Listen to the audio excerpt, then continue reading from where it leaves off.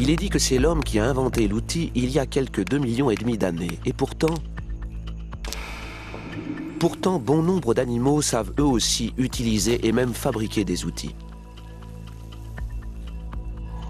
Certains naissent avec ce bagage, d'autres l'acquièrent et l'enrichissent. Voyons quels instruments, astuces et inventions contient la trousse à outils du monde animal.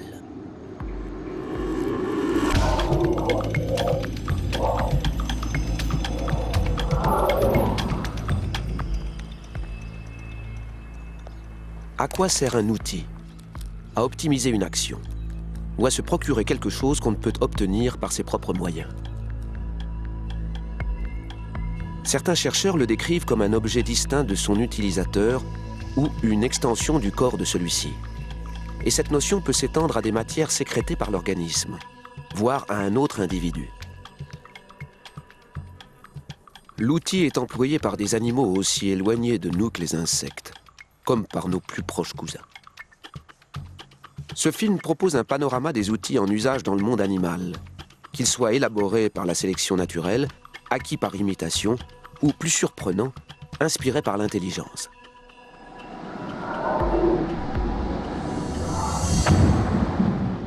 Avant qu'il n'existe sur Terre des êtres pensants, la nature a fait bien des essais dans son grand laboratoire. Du long cheminement qu'on appelle l'évolution sont nées des milliers d'espèces. Seules ont survécu celles qui ont pu s'adapter aux changements climatiques, aux nouveaux prédateurs, à toutes les difficultés rencontrées dans leur milieu, et aussi celles que l'évolution a dotées, au fil du temps, d'organes spécialisés. C'est le cas d'un curieux animal nocturne qui vit dans les forêts tropicales de Madagascar. Certains malgaches l'appellent l'animal sorcier et le croient capable de jeter des mauvais sorts. Voici le sorcier à l'œuvre avec son long doigt crochu.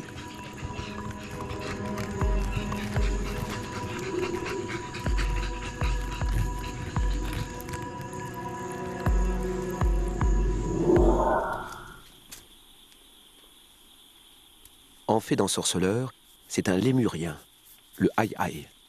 Il a adopté un régime qui le met à l'abri de toute concurrence alimentaire avec d'autres lémuriens. S'il a pu se spécialiser ainsi, c'est que chacune de ses mains est équipée d'un membre outil tout à fait exceptionnel. Un doigt crochu beaucoup plus long que les autres. Un instrument tellement fin et flexible que le aï-aï peut l'introduire dans les noix de coco pour en racler la pulpe.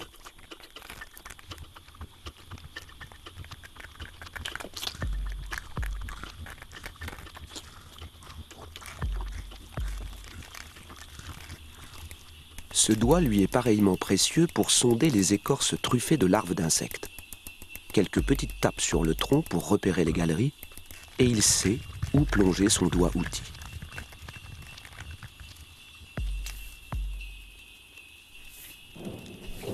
Le doigt du aï-aï est un ustensile corporel des plus astucieux. Mais l'évolution a pourvu aussi certains animaux d'une fibre à tout faire, la soie. Un matériau exceptionnel, souple et solide à la fois, qui se prête à toutes sortes d'ouvrages. Cet insecte d'Australie, l'ambioptère, s'en sert pour bâtir à même le sol des abris anti-prédateurs. À l'extrémité de ses pattes avant, qui excrètent la soie, des coussinets ourlés de poils. Avec cet instrument de précision, l'ambioptère étale la soie de façon homogène, un peu comme un maçon travaille avec sa taloche.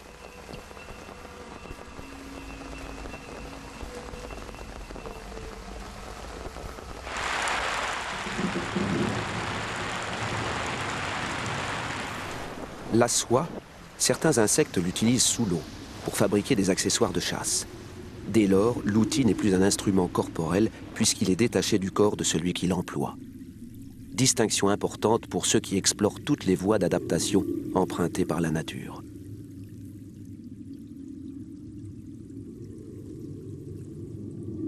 Il faut descendre au fond des ruisseaux pour admirer la technique de la larve de trichoptère. Aquatique, mais promise à un avenir céleste puisqu'elle deviendra bientôt un insecte ailé. Elle se plaît pour l'instant dans ces eaux calmes où un léger courant lui procure les micro-organismes qui font son régal. Pour piéger ses proies à la dérive, la larve recourt à la stratégie de l'araignée. Équipée elle aussi de glandes séricigènes, les fameux organes producteurs de soie, elle tisse avec son fil une nasse d'une dizaine de centimètres de long. L'ouverture étant placée face au courant, le filet prend du volume et forme un fourreau où s'engouffrent les êtres microscopiques qui passent par là.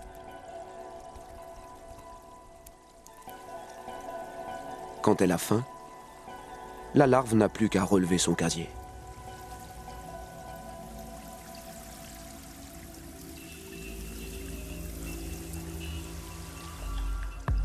Parmi les outils définis comme extérieurs au corps, n'oublions pas les êtres vivants.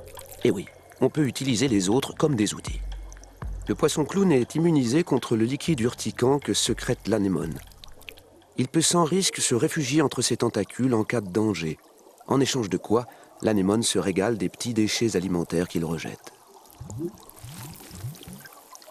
Mais il y a plus surprenant encore dans les relations de mutualisme. Ce crabe mesure à peine quelques centimètres et pourtant il circule sur les fonds de l'océan Indien et du Pacifique sans crainte de se faire manger. Il est armé. Dans chacune de ses pinces, il emporte, partout où il va, de minuscules anémones urticantes.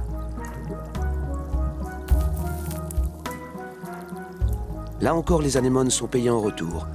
Elles happent les miettes qui s'échappent de la bouche du crabe. Quant à lui, il reste libre de se déplacer à sa guise impunément. Menacé par un congénère ou par tout autre adversaire de même taille que lui, il n'a qu'à brandir ses deux poings brûlants comme des tisons. Cette attitude lui vaut le surnom de « crabe boxeur ».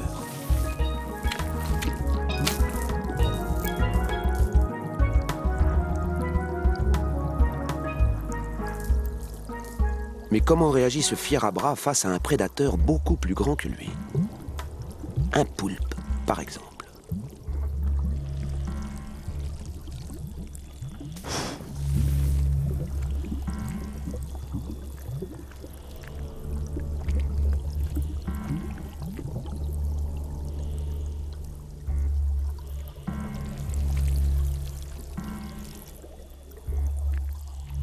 La Providence a placé sur sa route un crabe boxeur.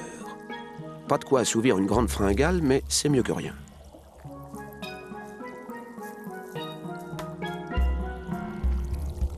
Le poulpe risque un tentacule. Pour le retirer aussitôt, surpris par la brûlure. Le crabe, lui, est toujours prêt à en découdre et a démontré qu'un nabot doté de l'arme adéquate peut faire fuir un géant suréquipé.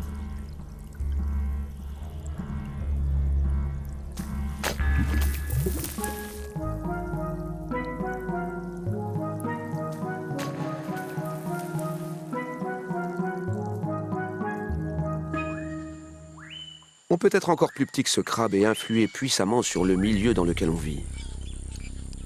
Par exemple, en additionnant ses forces, comme savent si bien le faire les fourmis. Pour construire leur nid dans les arbres, ces fourmis vertes d'Australie coordonnent leurs actions et utilisent un outil inattendu.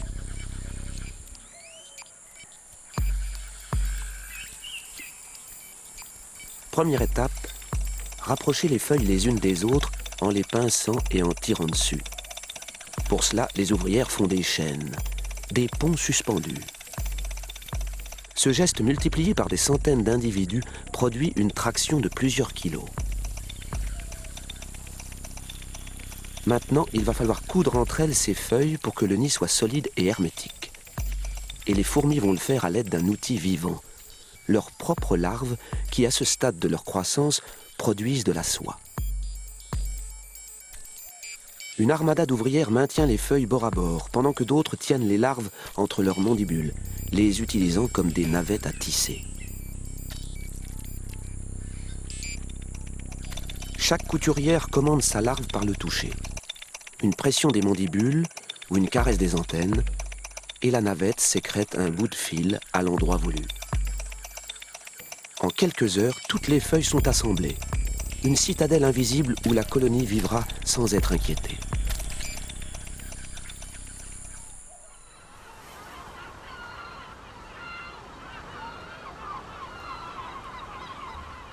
Si les fourmis mettent au service de leurs actions une intelligence collective, d'autres animaux comme les singes savent mettre à profit une intelligence individuelle. Et lorsqu'ils utilisent un outil biologique, ils ne le manipulent pas comme une machine, mais comme un être agissant qui va infléchir le comportement de tel ou tel congénère. Certains chercheurs parlent alors d'outils sociaux.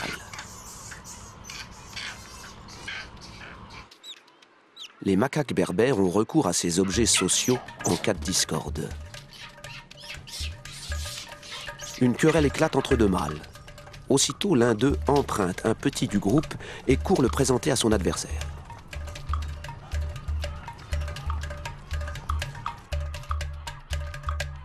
Le conflit est immédiatement désamorcé.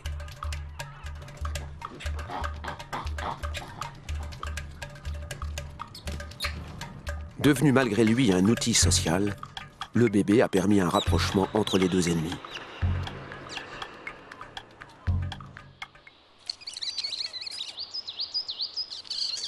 En pleine campagne, un petit vallon où règne une paix bucolique, en apparence.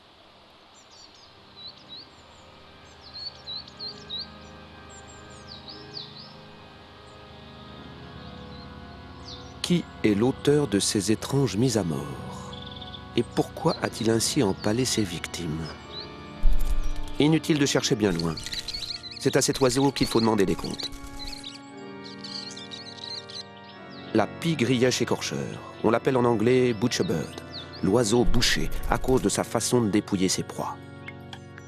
Si elle embroche sur des épines les rongeurs qu'elle chasse, c'est pour mieux les dépecer.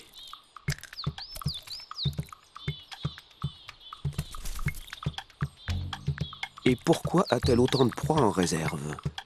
En prévision du mauvais temps. En Europe, où la pie-grièche écorcheur revient nicher après son hiver sous les tropiques, les étés sont souvent pluvieux. Or, ces oisillons ont un appétit féroce, alors pour ne jamais manquer de nourriture, la pie-grièche chasse les jours où la météo est favorable et se constitue ainsi un garde-manger.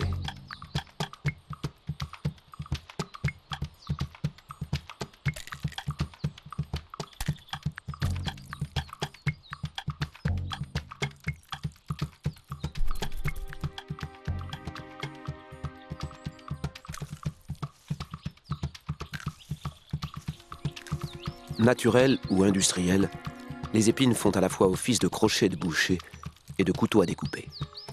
Car la pie-grièche écorcheur a coutume de vider ses proies. Ce dépeçage rigoureux lui permet de sélectionner les meilleurs morceaux.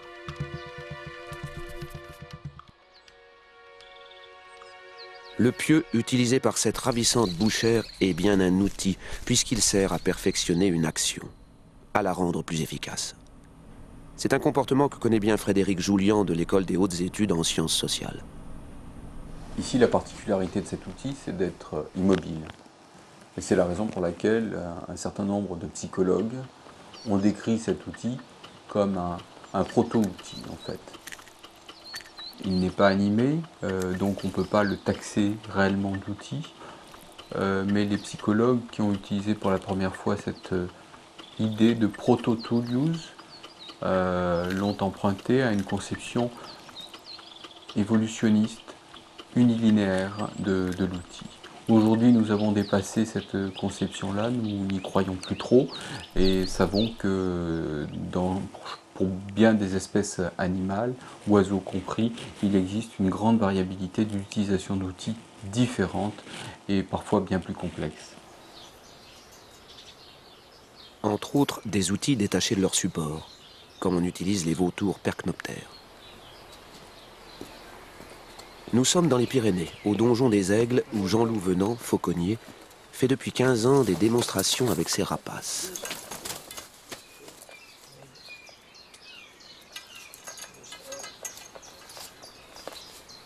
Aussi surprenant par son physique que par son comportement, le vautour percnoptère est sa vedette préférée.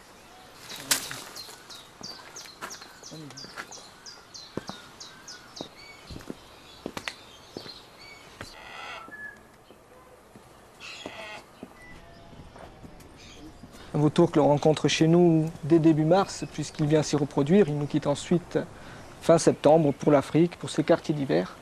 Les ornithologues là-bas, d'ailleurs, ont pu apprécier son caractère tout à fait atypique, puisqu'ils l'ont surpris à se servir d'outils, des outils qui sont des pierres. Il s'en sert pour casser des œufs d'autruche. Il est le seul rapace à savoir se servir d'outils.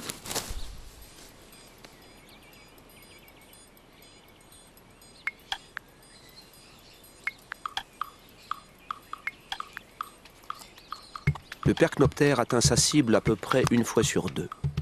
Plus il est expérimenté, plus il est adroit.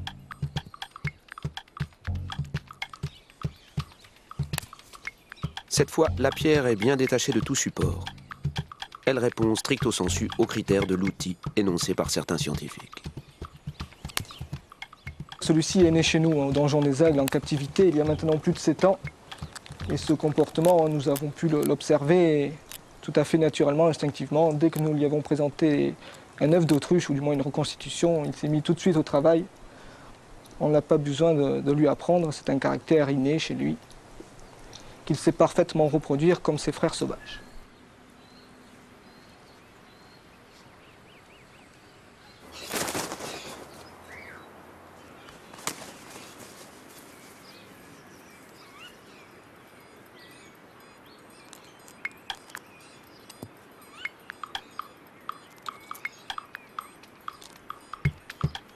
Des biologistes l'ont constaté au Kenya, le vautour percnoptère va parfois chercher assez loin la pierre qui va lui servir de marteau.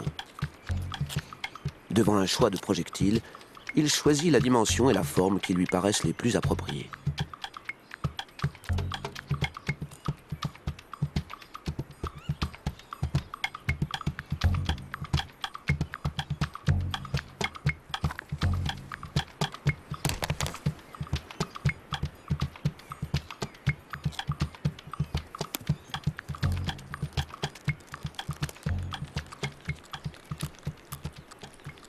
Alors le vautour percnoptère, vous avez vu tout à l'heure qu'il savait se servir d'outils pour casser les œufs d'autruche. Ce comportement inné, il ne l'a pas forcément avec tous les œufs, puisqu'on a remarqué qu'avec un œuf de poule notamment, il pouvait pratiquer une autre technique. Il sait juger de lui-même s'il a besoin d'outils ou pas et comment s'en servir. Alors, je vais vous placer cet œuf de poule. Vous allez pouvoir ainsi comparer la différence de taille. Nous allons également placer notre vautour et voir comment il se comporte.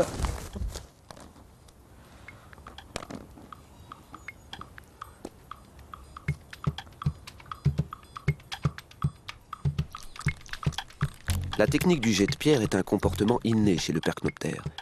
Mais elle est inutile pour un œuf de poule, puisqu'en jetant celui-ci par terre, le vautour obtient le résultat voulu.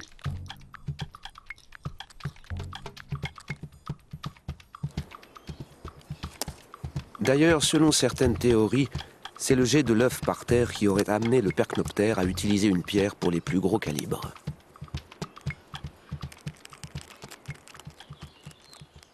Mais alors, faut-il, pour utiliser un outil au sens strict du terme, être capable de raisonnement ?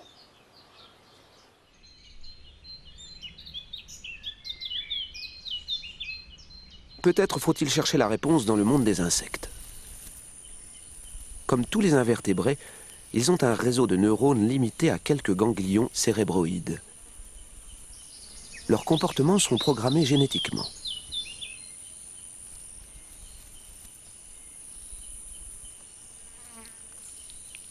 Ainsi, lorsqu'elles trouvent une charogne, la plupart des fourmis font la chaîne pour la dépecer et l'emmener par petits morceaux jusqu'à leur fourmilière. Mais il existe dans les forêts canadiennes du Vermont une fourmi du genre Aphaenogaster qui est programmée autrement. À l'aide de fragments de plantes ou de boules de terre séchées, les ouvrières épongent le liquide qui s'écoule du cadavre. Une fois bien imbibées, ces petites éponges sont emportées vers la colonie. Avantage de cette méthode, les fourmis ont moins de risques de rencontrer autour du cadavre des prédateurs ou d'autres fourmis belliqueuses, car elles ne s'attardent pas longtemps sur place. Elles déposent la matière absorbante dans le liquide, s'en vont et reviennent chercher l'éponge une fois qu'elle est bien imbibée.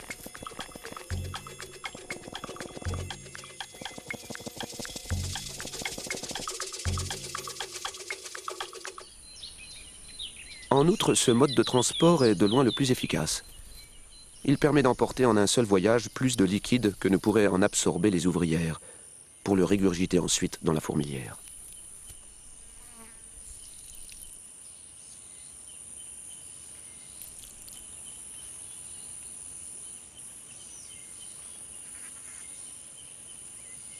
Faire des réserves de nourriture en évitant autant que possible les mauvaises rencontres, c'est assurer au mieux la survie de l'espèce.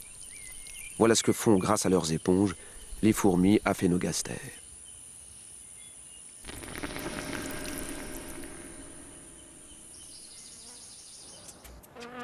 L'usage de l'outil était déjà en vigueur il y a des dizaines de millions d'années chez les insectes, et pas seulement chez les insectes sociaux. Voici une guêpe solitaire, une amophile. Son domaine, un simple terrier creusé par ses soins qui aboutit à une chambre d'incubation.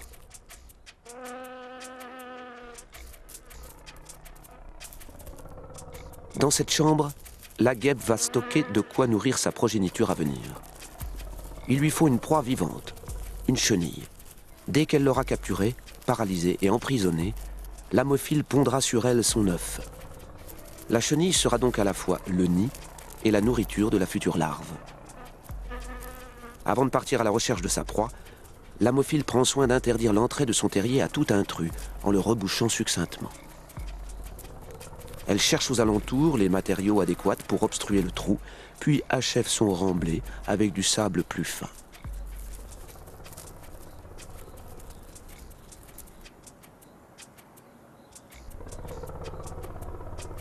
Maintenant, il lui faut une chenille.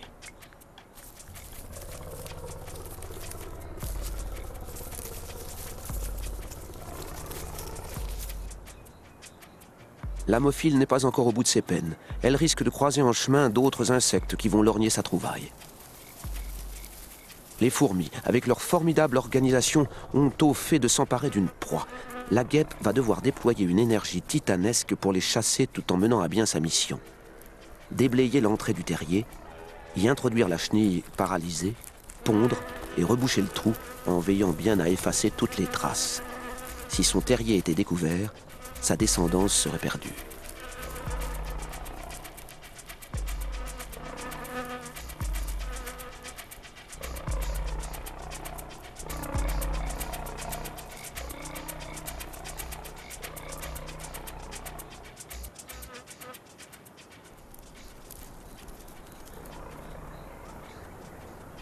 Pour camoufler l'entrée du terrier, certaines guêpes amophiles ne se contentent pas de choisir le meilleur matériau de rebouchage.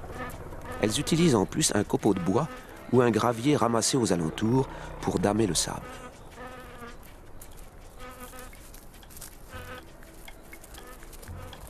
Il s'agit bien d'un outil et non d'un élément bouche-trou, puisque la guêpe s'en sert plusieurs fois pour tasser et met ce copeau de côté une fois le travail terminé. Qu'une promesse de vie commence par un enterrement, voilà qui est étrange. Mais qui nous amène à une conclusion importante. L'outil est utilisé même par des espèces dont les comportements sont innés et non pas issus d'une réflexion.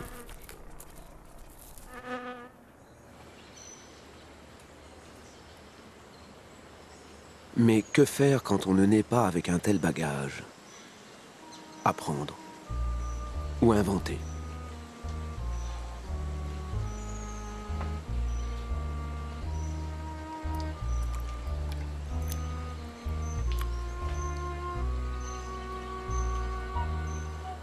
Sur l'île de Trinidad aux Antilles, un héron strié a mis au point une technique spectaculaire pour améliorer ses performances.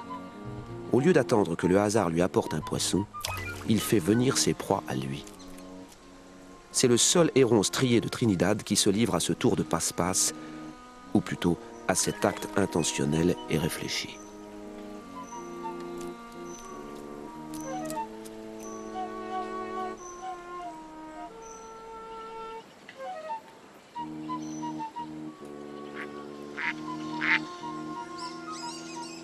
Tout a commencé sur un site touristique où des canards vivent en semi-captivité. Notre héron sauvage a pris l'habitude de venir chaque matin se mêler à eux. Les canards se voient servir quotidiennement une bouillie de pain et de céréales. Et chaque jour, des poissons s'invitent au festin.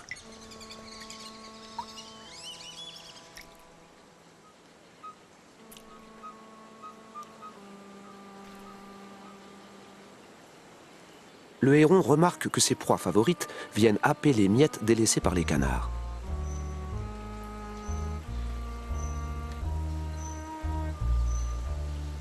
Depuis son perchoir, il ne peut rien faire. Pas question de rester là à attendre. Il faut agir. Il entrevoit une solution.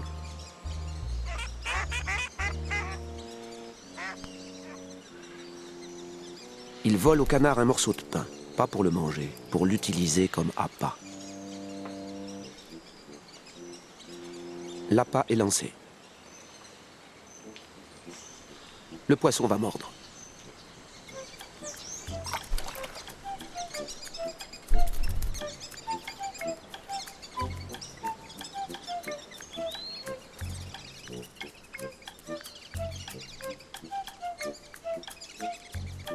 Constater un fait, l'analyser et ajuster son comportement à une nouvelle donne afin de mieux anticiper l'avenir et d'améliorer sa condition. Cela dénote à tout le moins une adaptabilité très aiguë. Rien ne permet de penser cependant que la méthode de pêche inventée par cet oiseau surdoué fera école.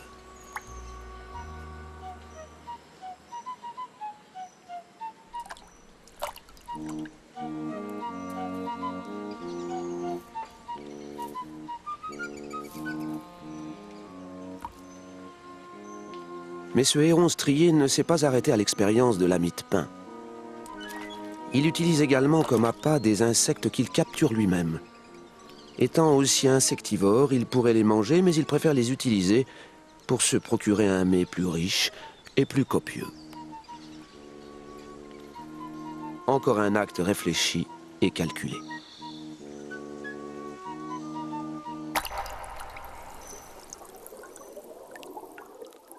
Dans les forêts d'algues brunes qui s'étendent au large de la Californie, vit un autre animal sachant réfléchir et calculer. La loutre de mer.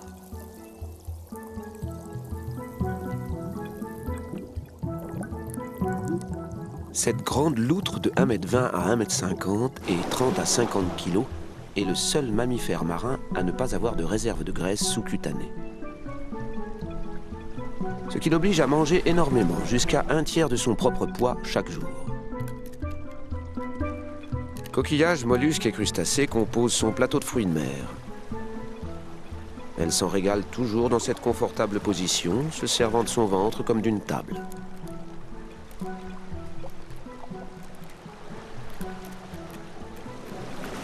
Seulement toutes ces proies ont des coquilles ou des carapaces difficiles à briser et pour ce faire, la loutre a inventé sa propre technique. Elle descend d'abord chercher au fond de l'eau l'ustensile adéquat. Une pierre plate qui, posée sur son abdomen, fera office d'enclume.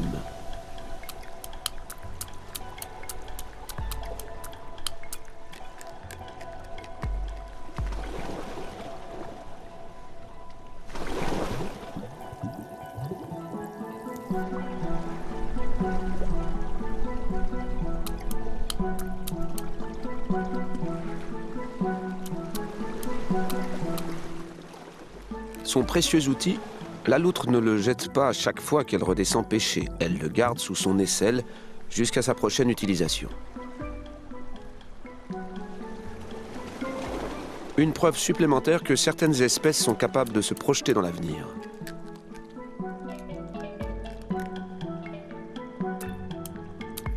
La trousse à outils de la loutre est restreinte, et pour cause. Ses pattes griffues et palmées limitent considérablement sa dextérité. Mais qu'en est-il des singes, qui ont la chance de posséder un pouce opposable aux autres doigts?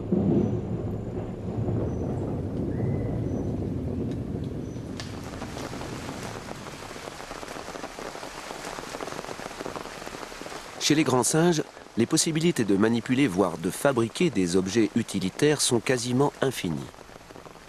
Tout est ensuite question d'apprentissage et d'expérience. Il n'est que d'observer des orang-outans ou des chimpanzés peu avant la tombée de la nuit.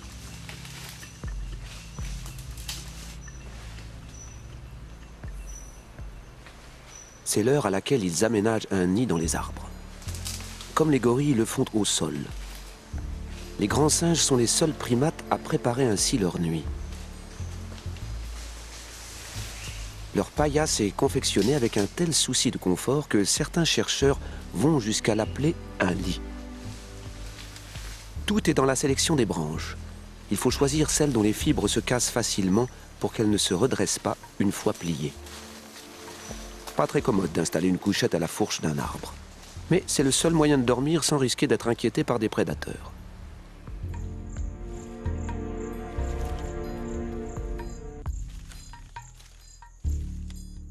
D'après certains primatologues, l'aménagement d'un nid serait plus qu'une simple manipulation d'objets.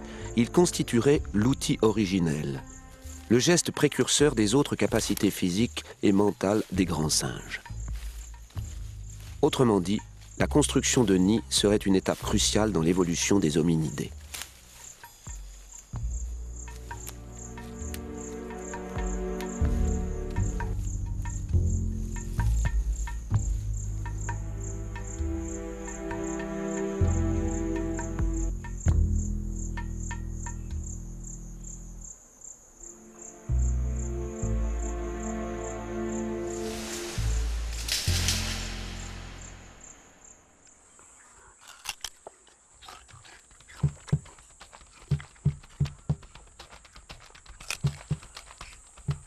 Les grands singes fabriquent parfois différents outils avec une même matière.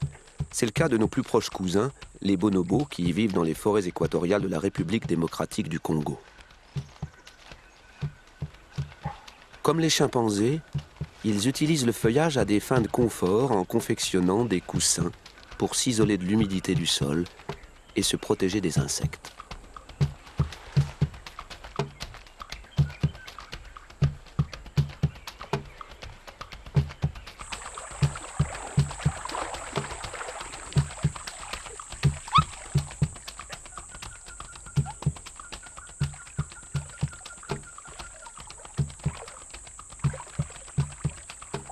Entre les mains des bonobos, feuilles et mousse deviennent des objets encore plus fonctionnels. Des éponges pour la toilette personnelle ou les séances d'ablution mutuelle.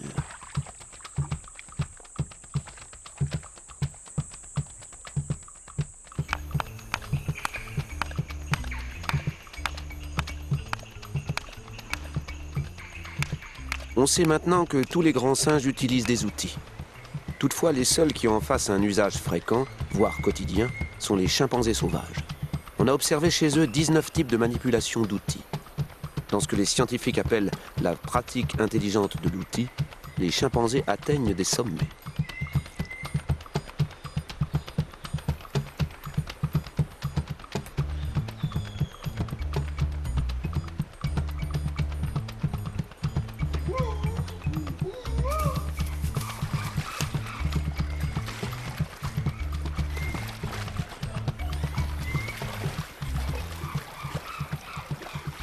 Il arrive que les mâles dominants, lorsqu'ils patrouillent sur leur territoire, utilisent un bâton comme une arme dissuasive pour intimider leurs congénères et forcer le respect.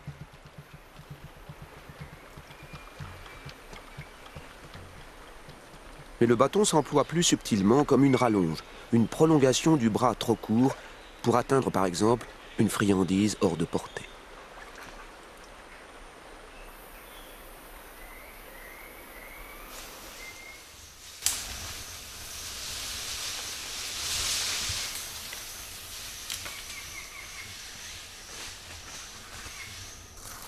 Beaucoup d'outils servent aux chimpanzés à varier leur alimentation.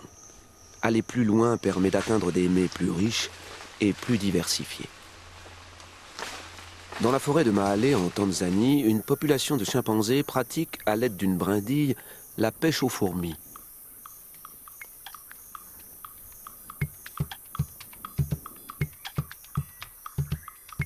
C'est sans doute pour ne plus se faire piquer en prenant les fourmis à pleine main qu'ils ont inventé cette canne à pêche.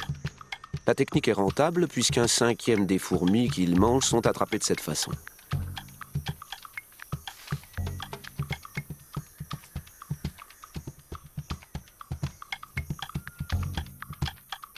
Le bâtonnet qu'ils plongent au cœur de la fourmilière n'est pas ramassé au hasard. Les chimpanzés le préparent soigneusement pour cet usage. Ils le fabriquent à partir d'une liane, et pas n'importe quelle liane. Elle doit être assez tendre pour que les fourmis puissent mordre dedans avec leurs mandibules, et assez fine pour glisser facilement dans la fourmilière.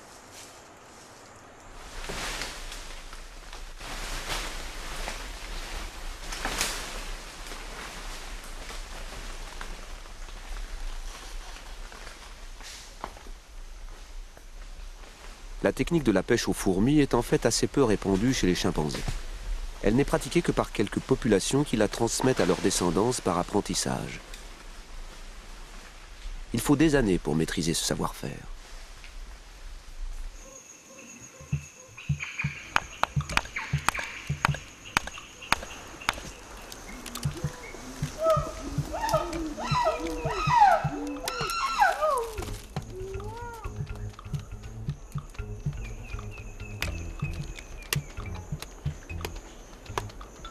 Les chimpanzés sont très friands de fruits comme ceux des baobabs et de noix de toutes sortes. Mais comment les déguster si l'on ne parvient pas à les briser ?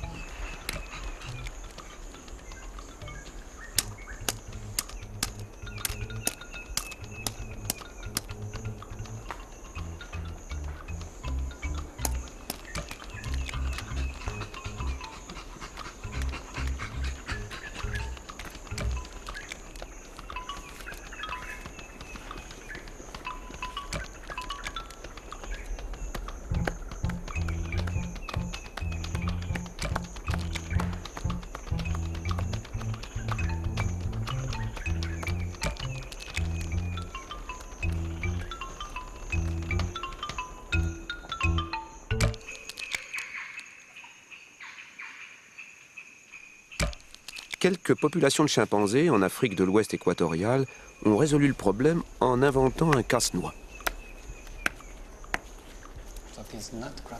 Ces chimpanzés utilisent deux pierres entre lesquelles ils cassent les noix. Dans ce cas précis, il vous faut deux outils. D'un côté un marteau, de l'autre une enclume. Un seul objet ne suffit pas, il en faut deux. Et ça complique beaucoup les choses. Parce que non seulement ils doivent utiliser deux pierres, mais en plus il faut bien qu'en même temps, ils regardent la noix.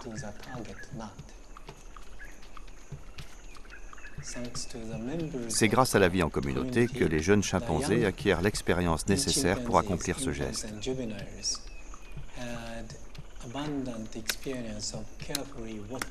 Ils observent longuement les adultes lorsqu'ils cassent des noix entre deux pierres. Et voilà maintenant 3 ans, 4 ans, voire 7 ans pour certains qu'ils apprennent à se servir du marteau et de l'enclume.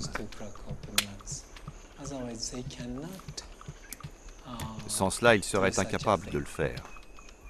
Des pierres, il y en a en abondance. Les chimpanzés de Bossou n'ont pas besoin d'en transporter. Partout où ils trouvent des noix, ils trouvent aussi quantité de pierres à proximité. J'ai vu des chimpanzés transporter des pierres vers les noix, ou récolter des noix, et les emporter jusque là où étaient les pierres. Les deux cas de figure existent. Mais ce n'est jamais à plus de 5 ou 10 mètres. Nous cherchons à comprendre comment ce savoir-faire se transmet d'une génération à la suivante. Moi, je pense que l'apprentissage par l'observation d'un maître est très important. Tout d'abord, la mère, ou n'importe quel autre chimpanzé adulte de la communauté, donne l'exemple. Montre la bonne façon d'utiliser les pierres pour ouvrir les noix. Deuxième point, le petit est poussé par une très forte motivation, une motivation intrinsèque, à observer l'adulte et à imiter son comportement. Troisième point, la mère et les autres adultes sont très tolérants envers le petit. Ils le laissent faire chaque fois que spontanément il veut essayer. C'est un élément clé de ma théorie du maître et de l'apprenti. Ce que j'ai appelé l'apprentissage par l'observation d'un maître est un mode d'éducation traditionnel au Japon et dans d'autres pays attachés à leur tradition. Et c'est aussi le mode d'éducation des chimpanzés sauvages. Le professeur Matsuzawa du centre de recherche de Kyoto a constaté dans ces populations l'utilisation d'un outil encore plus complexe. Nous avons vu des chimpanzés utiliser une troisième pierre comme un coin pour mettre à l'horizontale la face plate de l'enclume.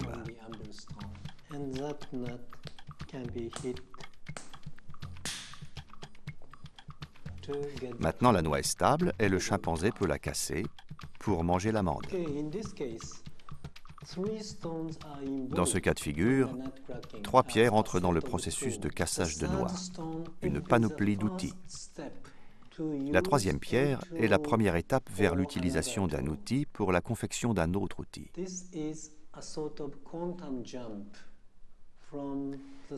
Là, on va encore plus loin dans l'utilisation d'un outil à des fins précises, puisqu'il y a mise en œuvre d'un autre outil pour modifier le premier. On appelle cela un méta-outil. Le point utilisé par le groupe de Bossou est un cas unique d'utilisation de méta-outils par des chimpanzés sauvages.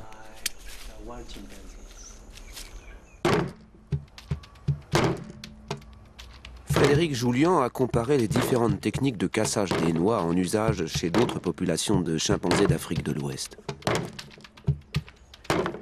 Sur le site de Bossou, sont des enclumes mobiles et elles peuvent servir indifféremment, soit d'enclumes, soit de percuteurs. Et sur le site du Banco, en Côte d'Ivoire, j'ai pu observer les chimpanzés utiliser cette enclume. On voit les traces des cupules qui ont servi à casser les noix, où les chimpanzés ont posé leurs noix et cassé, qui au préalable avait été utilisé sur une autre face, et on a découvert sur l'autre face une cupule d'utilisation, et donc cette enclume avait au préalable servi probablement de percuteur et les chimpanzés s'en étaient servis de percuteurs. Des outils à fonctions multiples qui diffèrent selon la répartition géographique de leurs utilisateurs. Des traditions que l'on pensait exclusivement humaines existeraient donc aussi dans le monde animal. Imaginons que nous trouvions un tel outil sur un site préhistorique. Eh bien, c'est exactement ce qui est arrivé à Marie Leakey, une célèbre préhistorienne dans les années 60, qui a découvert des outils de ce type, comme celui-ci, sur le site d'Olduvai Gorge, et qu'elle a daté d'1 700 000 ans, 1 800 000 ans, sur le site d'Eka1. Des outils fabriqués soit par un Australopithèque, soit par un Homo habilis, on ne sait pas exactement, un ancêtre de l'homme, un hominidé. En fait, cet instrument, complètement identique, a été découvert chez les chimpanzés d'Afrique de l'Ouest dans les années 2000, lors de prospection et d'études que j'ai pu mener. L'analogie est totale. Les outils sont identiques entre ceux de 2 millions d'années et ceux d'aujourd'hui des chimpanzés. Ce qui veut dire que ces hominidés qu'on pensait uniquement chasseurs et carnassiers étaient aussi des hominidés consommateurs d'aliments végétaux. Et ce qu'on vient de découvrir plus récemment aussi, sur la base d'observations faites par des collègues en Afrique du Sud, c'est qu'ils utilisaient vraisemblablement aussi des outils en os pour perforer des termitières et récupérer des termites à la façon des chimpanzés. C'est une des raisons pour lesquelles je me suis tourné, il y a une vingtaine d'années, vers les primates pour interpréter les premiers outils humains, les premiers comportements des hominidés anciens. Il est désormais reconnu que l'outil existait bien avant l'apparition de l'homme sur cette planète. Reste à savoir si nous sommes les seuls, avec les grands singes, à fabriquer des outils. On a cru longtemps que ce fameux pouce opposable aux autres doigts était la condition sine qua non pour pouvoir confectionner des objets. Une population d'oiseaux qui vit sur une île du Pacifique est venue ébranler cette conviction.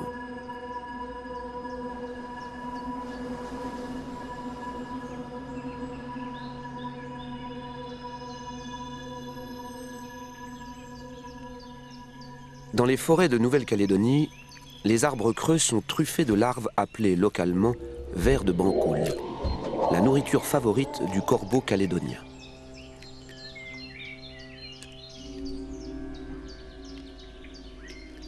Le seul problème du corbeau, les larves s'aventurent rarement dehors. Elles passent le plus clair de leur temps à se gaver de bois de bancoulier.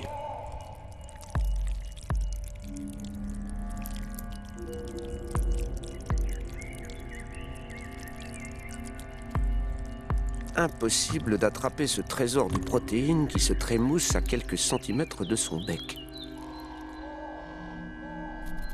Une fois repue, la larve regagne sa couchette où elle est encore moins accessible.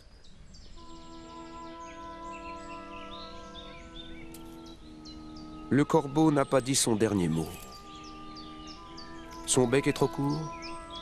Pourquoi ne pas lui ajouter une rallonge avec une brindille?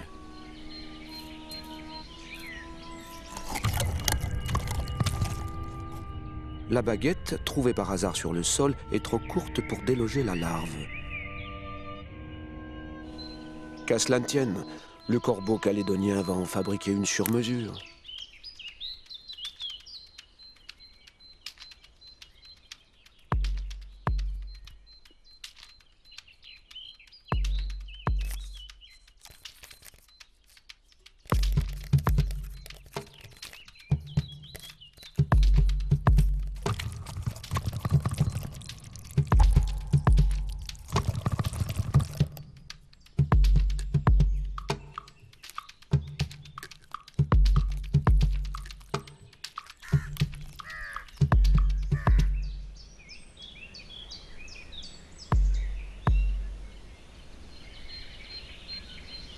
Dans d'autres zones forestières de Nouvelle-Calédonie, des scientifiques ont découvert chez le corbeau des talents encore plus étonnants.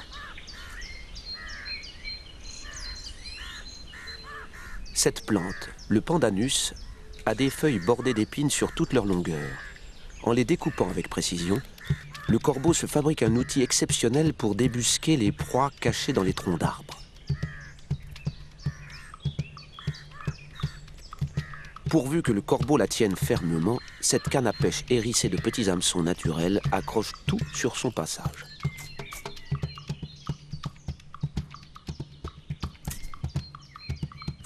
Les corbeaux ont su rationaliser la fabrication de cet outil. En donnant des coups de bec précis sur différentes nervures de la feuille, ils arrivent à découper par déchirures successives une lame dentée sur tout un côté et de la longueur voulue.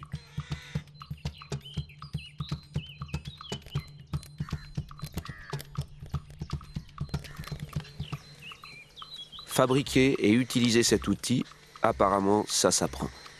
En attendant la becquée, le jeune corbeau observe l'adulte.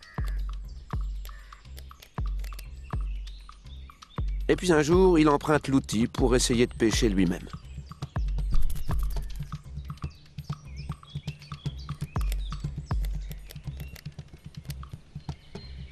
Ses premiers essais sont maladroits, bien sûr, et parfois ses parents s'impatientent.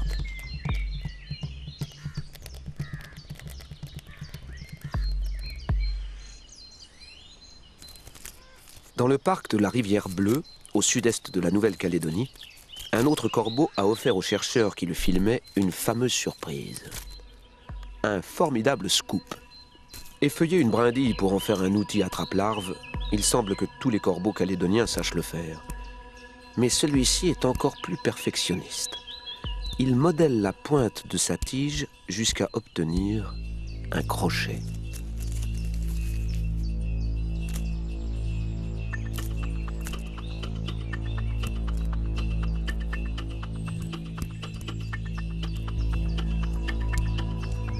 De récentes études montrent que les performances du corbeau dépassent dans certains domaines celles des primates. Il est le seul animal connu à ce jour qui soit capable d'accomplir un geste artisanal, de façonner un crochet. C'est là une faculté unique que l'on ne saurait attribuer à tous les animaux d'une même espèce. Chaque exemple d'utilisation d'outils doit être étudié comme un cas spécifique, sans généralisation possible. Mais il n'empêche que tous les êtres qui utilisent un outil acquièrent le pouvoir de modifier leur milieu. Certains influent aussi sur les créatures qui les entourent. D'autres se transforment eux-mêmes. C'est notre cas, depuis quelques 2,5 millions d'années.